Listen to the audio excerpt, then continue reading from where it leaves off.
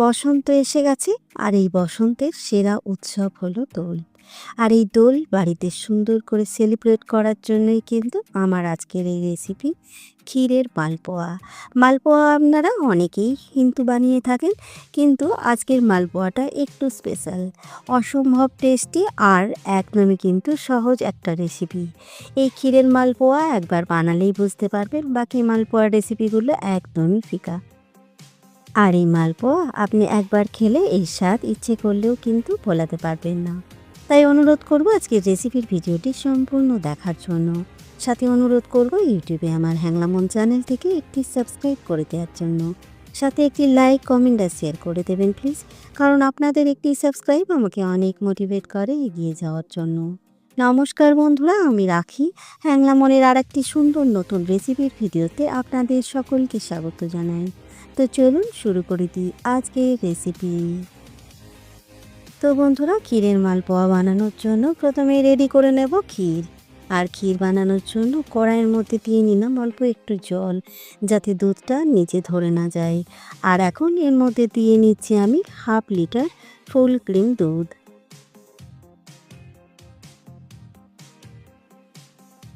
যেহেতু দুধটা অল্প দিয়ে নিলাম, তাই এর মধ্যে অ্যাড করে দিচ্ছি 100 গ্রাম গুঁড়ো দুধ। এতে কিন্তু খুব সহজেই ক্ষীরটা রেডি হয়ে যায়। আর এখন এই গুঁড়ো দুধটাকে দুধের সাথে ভালো করে মিক্স করে নেব। তো দুধের সাথে গুঁড়ো দুধটাকে খুব ভালো করে মিক্স করে নিয়েছি। আর এখন এই দুধটাকে সুন্দর করে জাল করে নেব ততক্ষণ পর্যন্ত, যতক্ষণে না এই দুধ গাঢ় হয়ে ক্ষীরে পরিণত হচ্ছে।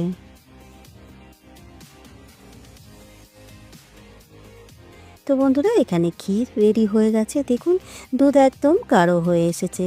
আর এর থেকে বেশি কিন্তু গাঢ় করা চলবে না, কারণ এটা ঠান্ডা হওয়ার পর আরও অনেকটা গাঢ় হবে। দেখুন, বেশ গাঢ় হয়ে গেছে। আর এখন সুন্দর ফ্লেভারের জন্য অ্যাড করে দেবো এই ক্ষীরের মধ্যে অল্প একটু গুঁড়ো এলাচ। সাথে দিয়ে নেব হালকা কালার আর ফ্লেভারের জন্য কয়েকটা কেশরের থাকা। সাথে মিষ্টির জন্য দিয়ে নিচ্ছি 3 থেকে 4 চামচ মতো চিনি। চিনিটা এখানে খুব বেশি দিয়ে ফেলবেন না, কারণ গুঁড়ো দুধ অ্যাড করা আছে, আর গুঁড়ো দুধে কিন্তু অলরেডি চিনি থাকে। সাথে কিন্তু এর মালপোয়াটা আবার চিনি সেরার মধ্যে ডিপ হবে, তাই এইটুকু চিনি এর জন্য যথেষ্ট। তো চলুন, চিনি খুব ভালো করে মিক্স করে নিয়েছি ক্ষীরের সাথে। আর এখন ক্ষীর একদম রেডি, তাই গ্যাসের ফ্লেম অফ করে এই ক্ষীরটাকে নামিয়ে নিয়ে সম্পূর্ণভাবে ঠান্ডা করে নেব।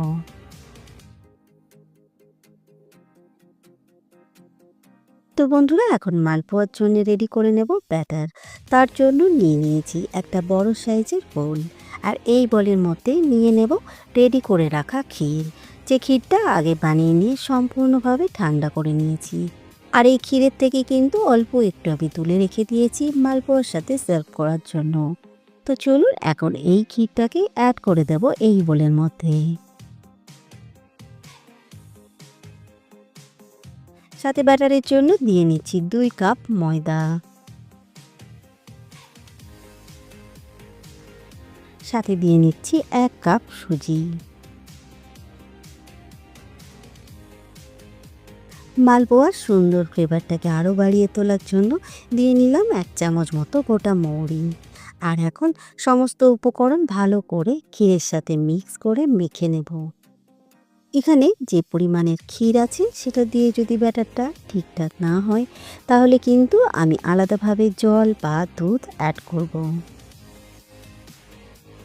তো বন্ধুরা, ক্ষীরটা দিয়ে পুরোপুরি ব্যাটারটা কিন্তু রেডি হয়নি, তাই এখানে 1/2 কাপ জল অ্যাড করে দিলাম। আর এখন সুন্দর করে তৈরি করে নেব ব্যাটারটা। তো দেখুন, এখানে ফাইনালি মালপোয়ার জন্য ব্যাটার একদম রেডি। আর ঠিক এরকমভাবেই কিন্তু ব্যাটারটা রেডি করে নিতে হবে গাঢ় করে। এখন ব্যাটার একদম রেডি।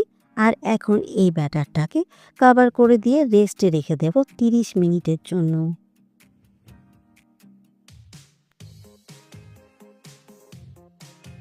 তো বন্ধুরা, 30 মিনিট রেস্টে রাখা হয়ে গেছে ব্যাটারটা। আর এখন ব্যাটারটা হয়তো অনেকটাই গাঢ় হয়ে যাবে, তাই একবার দেখে নেব।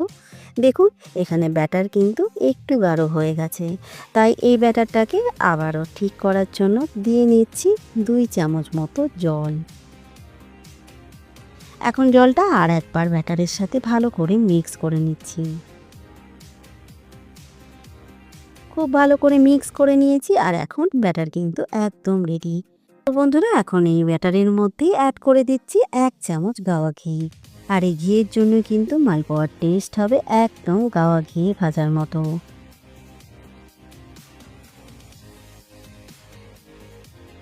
ব্যাটারের সাথে ঘি সুন্দর করে মিক্স করে নিয়েছি আর এখন ব্যাটার একদম রেডি মালপোয়াগুলো ভেজে নেওয়ার জন্য।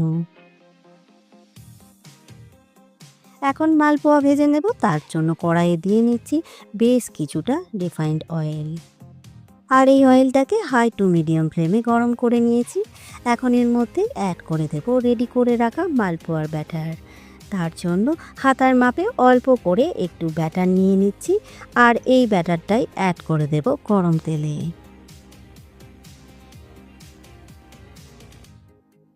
ব্যাটারটাকে তেলের মধ্যে সুন্দর করে দিয়ে নিয়েছি। এখন ওয়েট করব কিছুক্ষণ যাতে মালপোয়াটা নিজে নিজেই ফুলে ওঠে। তো দেখুন এখানে কতটা পারফেক্ট মালপোয়া ফুলে উঠেছে, একদম কিন্তু পারফেক্ট। আর এই পারফেক্ট মালপোয়াটা যদি না ফুলে উঠতো, উপর থেকে হালকা তেল দিলেও কিন্তু মালপোয়া সুন্দরভাবে ফুলে ওঠে। তো দেখতেই পাচ্ছেন মালপোয়া কিন্তু রেডি। এখন এইভাবেই কিন্তু সমস্ত মালপোয়াগুলো ভেজে নেব আর প্রত্যেকটা মালপোয়াগুলোই কিন্তু ঠিক এইভাবেই ফুলে উঠবে। দেখুন এখানে যদি ফুলতে দেরি করে উপর থেকে এইভাবে তেল দিয়ে মালপোয়াগুলো আপনারা ফুলিয়ে নিতে পারবেন। আর এই গরম গরম মালপোয়াগুলো ভেজে তুলে নিয়ে দিয়ে নেব কুসুম গরম চিনির রসের মধ্যে। আর এই চিনির রসটা কিন্তু আমি আগেই করে রেখে দিয়েছিলাম, কারণ চিনির রস আপনারা সকলেই জানেন কেমন তৈরি করতে হবে। গোলাপ জামুনের মতন চিনির রস করলেই কিন্তু হবে। এখন এই চিনির রসের মধ্যে উল্টে পাল্টে মালপোয়াটাকে 2 থেকে 3 মিনিট মতো ডিপ করে নেব। তো এখানে দেখে নিশ্চয়ই বুঝতেই পারছেন মালপোয়া কিন্তু সুন্দরভাবে রস অ্যাবজর্ব করে নিয়েছি। আর একইভাবে সমস্ত মালপোয়াগুলো ভেজে আমি রেডি করে নিয়েছি।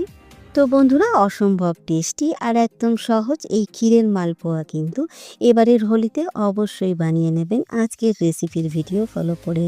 সাথে কমেন্ট করে জানাবেন খারাপ লাগলে। আর বন্ধুরা আজকের ভিডিওটি আপনারা যদি ফেসবুক পেজ থেকে দেখেন তাহলে প্লিজ বন্ধুরা আমার ফেসবুক পেজটিকে ফলো করবেন, সাথে একটি লাইক করে দেবেন। আর আপনাদের সকলকে জানাই দোলের অনেক শুভেচ্ছা ও অনেক ভালোবাসা। আর সাথে জানাই অসংখ্য ধন্যবাদ আজকের রেসিপির ভিডিওটি সম্পূর্ণ দেখার জন্য। তো চলুন আজকের ভিডিওটি এখানেই শেষ করছি। সকলে ভালো থাকবেন, সুস্থ থাকবেন, সাবধানে থাকবেন।